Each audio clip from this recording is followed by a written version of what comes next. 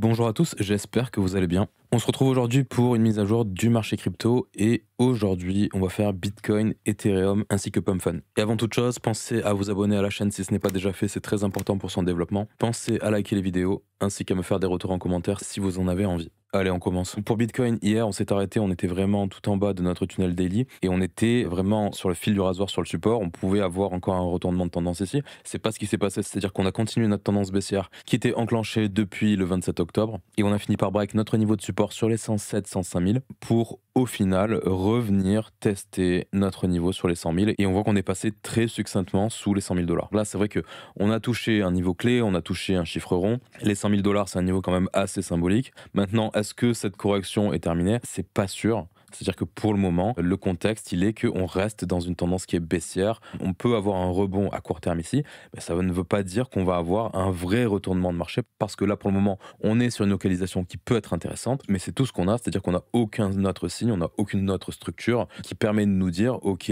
on est mature pour avoir un retournement de tendance et pour, pourquoi pas, revenir faire de nouveaux sommets. Maintenant, en termes de localisation, sur cette zone-là, à part le fait qu'on soit venu sur les 100 000 $, il n'y a pas grand-chose de plus intéressant.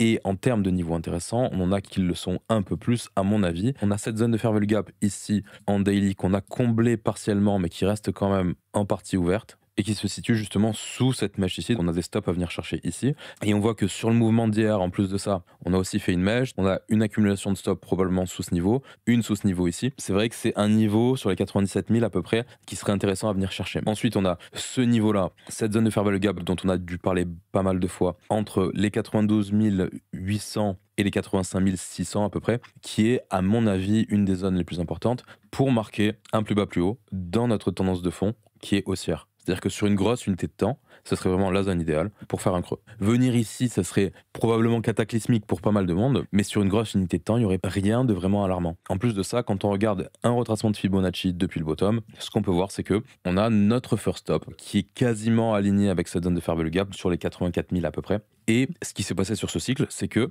à chaque fois qu'on est venu marquer un top, on voit que le marché, il a retracé à chaque fois jusqu'à notre first stop. Là, par exemple, sur le top de janvier 2025, on voit que le mouvement a retracé jusqu'au first stop. Sur celui de mars 2024, on a retracé jusqu'au first stop. En fait, on n'a que ici, en janvier 2024, où on n'a pas retracé jusqu'au first stop. On s'en est approché sur la correction qu'on a eue ici, mais c'est vrai qu'on n'est pas venu jusqu'à notre first stop. Par contre, là aussi, on peut voir que même sur ce sommet ici, en juillet 2023, on a retracé jusqu'à notre first stop. Et même ici, au final, quasiment tous les sommets qu'on a fait, il y a vraiment un seul sommet majeur qu'on a fait où on n'a pas retracé jusqu'à notre first stop. Même si je prends ce niveau-là ici, on voit qu'on est revenu jusqu'au first stop à minima. Alors c'est vrai que statistiquement, ça n'a aucune valeur. Ça ne veut pas dire que parce que toutes les autres fois, on est revenu jusqu'au first stop, cette fois-ci, on reviendra forcément jusqu'au first stop. Il faut juste se dire que ce niveau ici, sur les 84 000, eh ben, ça ferait sens qu'on y retourne. Et si on y retourne, c'est un niveau qui, à mon avis, en tout cas moi en ce qui me concerne, sera vraiment intéressant pour du positionnement. Ce qui est intéressant à observer, c'est que sur les cycles précédents, par exemple, si on prend 2017, à chaque fois, on est revenu sur le first stop aussi. Si je me place toujours au niveau du bottom, on voit qu'à chaque retracement, on est venu à minima sur le first stop. Toutes les corrections sont venues bottom à chaque fois sur le first stop. Encore une fois, c'est vrai que ce ne sont pas des observations qui ont un échantillon suffisant pour pouvoir affirmer avec 100% de confiance que ça arrivera. Mais c'est juste une observation qui est quand même intéressante. Et il ne faut pas en faire une règle immuable ou à se dire que forcément on reviendra jusqu'au first stop. Ça, c'est très important.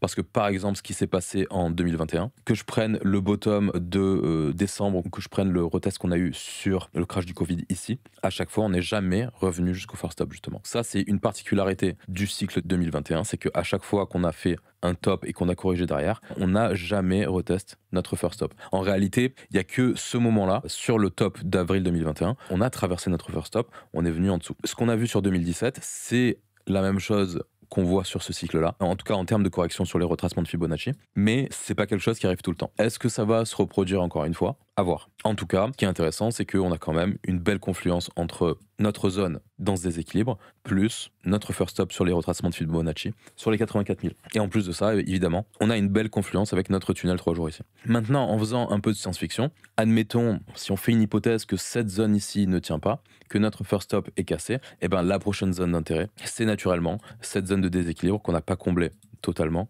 voire qu'on n'a pas comblé du tout, qui reste encore présente ici, sur les 71-72 000 $. Ça voudrait dire que le prix viendrait retester le haut de notre range de 2024 et qu'on passerait sous cette structure de prix qu'on a fait en mars 2025. Et ça, c'est pas impossible, c'est-à-dire que de toute façon, tous les prix sont possibles. Et d'ailleurs, là, on aurait aussi une localisation intéressante parce qu'on viendrait sur notre tunnel weekly, donc vraiment sur un groupe de 2M à long terme. Par contre, évidemment, si on casse ce creux ici, ça pourrait remettre pendant un certain temps la tendance haussière de Bitcoin. Évidemment, la tendance sur une très grosse unité de temps, ça la remettra pas forcément en cause, mais c'est vrai que si on revient sur ces niveaux de prix, il faudra quand même peut-être se poser un peu des questions. Maintenant, ça ne veut pas dire que la tendance vraiment très très long terme de Bitcoin est mise à mal. Je sais que certains se disent que oui, c'est impossible, et ça ne l'est pas. C'est-à-dire que tout est possible. Maintenant, je dis pas qu'on va revenir sur ces niveaux de prix incessamment sous peu, voire je dis pas qu'on va revenir sur ces niveaux de prix, ça j'en sais rien, je sais juste que ce sont des zones qui sont intéressantes, si, seulement si, on y revient. Parce que des zones d'intérêt, même sous ces niveaux de prix, je peux en déterminer plein, mais c'est vrai que ça n'a pas de sens, étant donné que pour le moment, on est toujours au-dessus des 100K. Ce qui est plutôt intéressant d'observer, c'est les zones les plus proches du prix actuel. Maintenant, ce qu'on peut voir à court terme, c'est qu'on a pour le moment une tentative de rebond. On voit qu'on a un intérêt acheteur qui revient, on a arrêté de faire des plus bas ici, on est repassé au-dessus de notre 1 minute, on est repassé au-dessus de notre 5 minutes.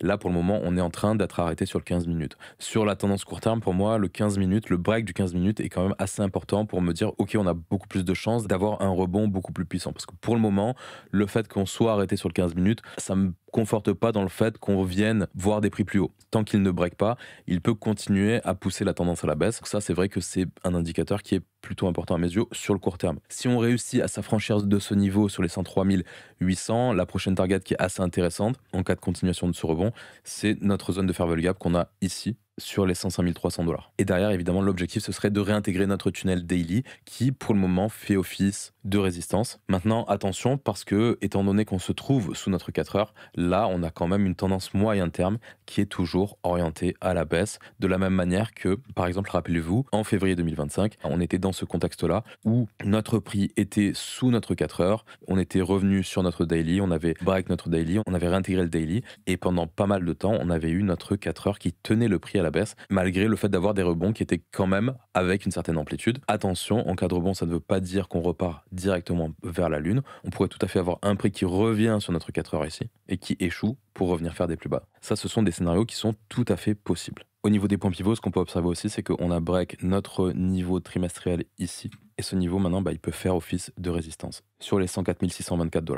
Et on voit qu'on a notre zone de fair value gap qui est quasiment en confluence derrière. D'ailleurs, on a une autre zone en 4 heures qui est assez intéressante ici, sur les 108 940 $ à peu près. Au niveau du volume profile, en annuel, on n'a pas vraiment beaucoup plus de choses à dire depuis hier. Le point important, c'est qu'on a break notre point of control annuel sur les 104 760 $. Ce niveau, il peut faire office de résistance. C'est vrai que si on réussit à repasser au-dessus, ça serait un premier signe intéressant, mais ça ferait pas tout. Ça ferait pas tout. Et niveau important aussi à mes yeux, c'est la value basse sur les 92 000 qui s'aligne avec notre zone de fair value gap ici.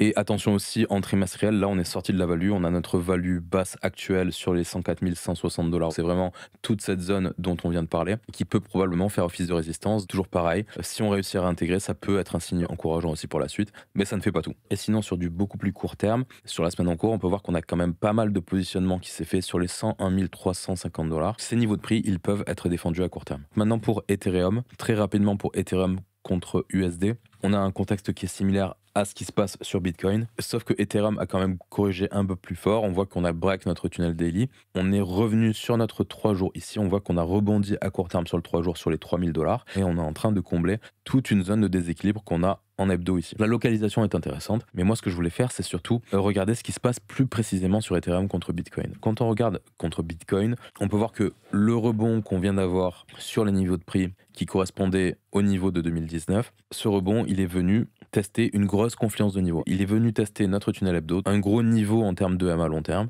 Il est venu tester aussi la zone autour de notre first stop depuis le sommet de fin 2021. Et on est aussi venu tester notre pivot annuel. On a un Ethereum qui, contre Bitcoin, s'est retourné sur une triple confluence de localisation. Et quand on regarde l'image d'ensemble, en fait, on est venu marquer un plus haut plus bas dans une tendance de fond qui reste baissière. Donc pour moi, là, il y a plusieurs choses possibles. C'est-à-dire qu'on pourrait avoir un retournement de tendance, on pourrait marquer un creux dans la zone actuelle, c'est-à-dire que la zone actuelle, là, on voit qu'on se situe dans une zone de fair value gap en weekly. Ça pourrait être intéressant pour marquer marquer un creux ici et continuer notre tendance qu'on a enclenchée depuis avril 2025. Mais sinon, on a des niveaux de prix qui sont assez intéressants, beaucoup plus bas. On a un fair value gap en weekly ici sur les 0.02782 et on en a un beaucoup plus bas ici sur le niveau quand on a fait notre breakout en mai 2025 sur les 0.02027 à peu près. Donc ça, ce sont deux zones de localisation qui sont assez intéressantes, qui si jamais on a une poursuite de correction, seront des niveaux sur lesquels il faudra potentiellement se positionner ou se repositionner si on est bullish sur Ethereum. On peut voir qu'en termes de niveau de Fibonacci, cette zone de fair value gap par exemple, elle coïncide plus ou moins avec le début de la reload zone du mouvement depuis le bottom. Pour moi, ça pourrait quand même vraiment faire sens de revenir travailler ces niveaux de prix.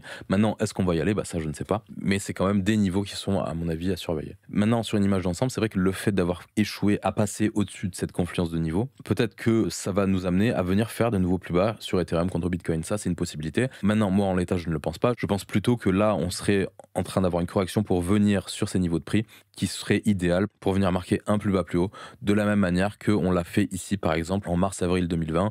On voit qu'on avait posé un bottom sur un laps de temps beaucoup plus important. On avait eu ce mouvement, puis un retracement, puis une phase de consolidation pendant plusieurs mois avant de reprendre une tendance haussière. Là, on voit que on est peut-être en train de faire quelque chose de similaire, même si ça ressemble pas exactement, même si c'est pas identique. On pourrait avoir un retracement qui nous permette de faire une structure long terme beaucoup plus complète, beaucoup plus saine pour avoir une vraie reprise de tendance sur Ethereum contre Bitcoin.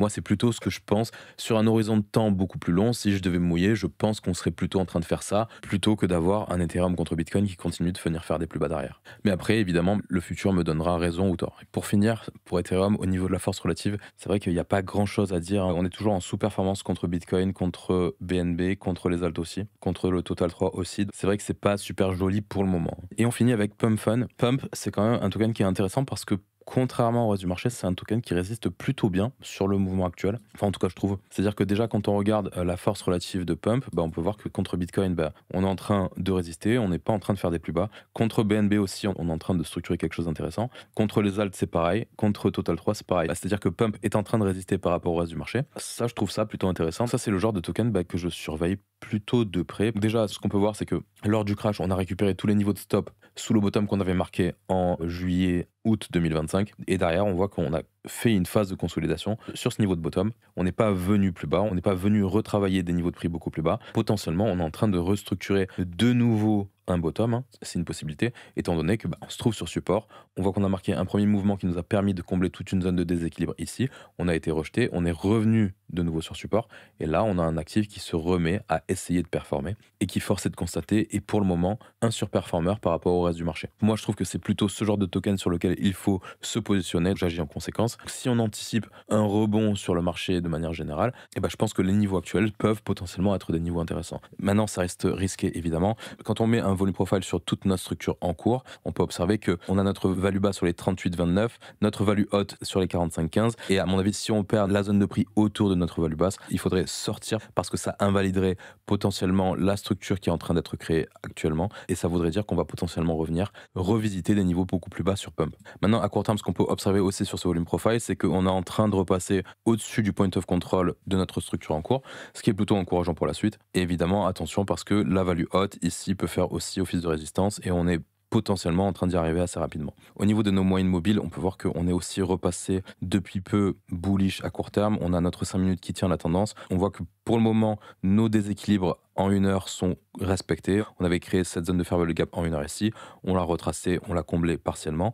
On est reparti dans une tendance haussière. Là, on est en train d'arriver sur notre tunnel 1 heure. Attention, ça pourrait être la fin de cette tendance ou alors simplement on pourrait être en train de marquer un plus haut ici pour retracer, venir tester cette zone de fair value gap en 1 heure qu'on a ici aussi pour, pourquoi pas, repartir derrière. Et évidemment, un des points importants à passer, ce serait notre tunnel 4 heures ici sur les 45,62. Au niveau des points pivots, on peut observer qu'on a un point important sur les 57,40. On a notre pivot trimestriel ici qui pourrait bloquer le prix à la hausse, qui fait office de résistance. Et d'ailleurs, ce niveau, il est aussi en confluence avec un fair value gap en daily, exactement au même niveau de prix. Et sinon, en cas de break de ce niveau, on pourrait aussi utiliser les retracements de Fibonacci pour avoir une localisation. On aurait notre RLZ qui se trouve entre 74,12 et 61,10 qui pourrait être évidemment une localisation idéale. Et sinon, après, on peut aussi avoir une zone de déséquilibre ici qui est toute petite, assez proche de notre ATH, sur les 76-66. Bon, c'est des niveaux de prix qui sont quand même assez éloignés du prix actuel. C'est vrai que sur Pump, même si on résiste par rapport au reste du marché, à mon avis, on résistera beaucoup moins si Bitcoin décide de venir chercher